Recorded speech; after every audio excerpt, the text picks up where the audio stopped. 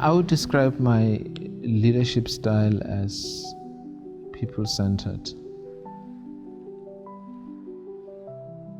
And I know that this is not a common description that we use in terms of leadership styles. People would talk about servant leadership, visionary, strategic, and so forth. Even agile leadership, which is interesting. For me, it's got to do with a central value system of just putting people at the center of what I do. I did that with my practice as a clinician. I did that with my research. When I think about healthcare and health systems, I think about how they are people-centered. At the center of them is people. So even when I look at UCT, at the center of it is its people. That's the biggest asset and the most important asset that UCT has. Therefore, it makes no sense then to put anything else at the center of thinking about leadership except the people. And so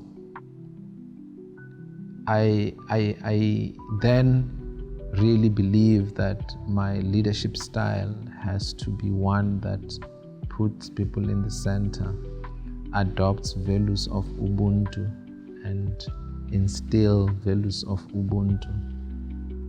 When we look after people, we can help them to be the best versions of themselves.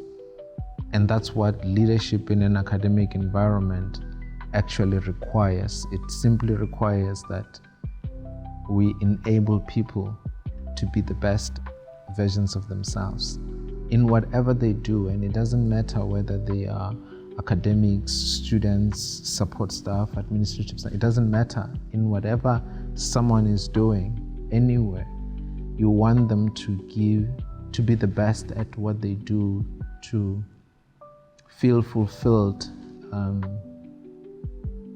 and to be unleashed in terms of whatever potential that they have. And that for me is what leadership is. If I can wake up every day and that's what I seek to do and endeavor to do, I think that's enough for me. My grandmother has been my voice of reason and cheerleader. And sometimes, even now, I still feel accountable to some of the sort of values that were instilled in me. And the biggest thing that I think I learned from my grandmother has been about the importance of people. Sometimes you have people who go through life having to overcome so much, but all we see is the negative aspects, the difficulties of their life, but we don't see the stories about them overcoming. And my grandmother used to tell stories that were just so compelling and so powerful for me. And if you ask a question and the response you get comes in a form of a story, that leaves it to you to determine what that story means and to interpret it in such a way that gives you the answer. You don't get given the answer directly. You have to learn the values, the principles, the framework of it. But each encounter and each story is different. Each case that you encounter is different. But if you really want to help other people do well, you have to have generosity of spirit. Generosity of spirit is something that you learn very early on in your life. In my case, I learned it very early on in my life. I don't think that it's something that's easy to learn and adopt later in life. I just think that you have to embody that, and to embody it, you need it to have been really instilled in you early on. generosity of spirit means that you help someone win. In them winning, you still win, which is in many respects quite selfless. And so I like that foundation, and I hope that even in leadership we can continue to transmit that. We can teach other people that. We can demonstrate that to other people. In South Africa, we talk a lot about someone like Nelson Mandela.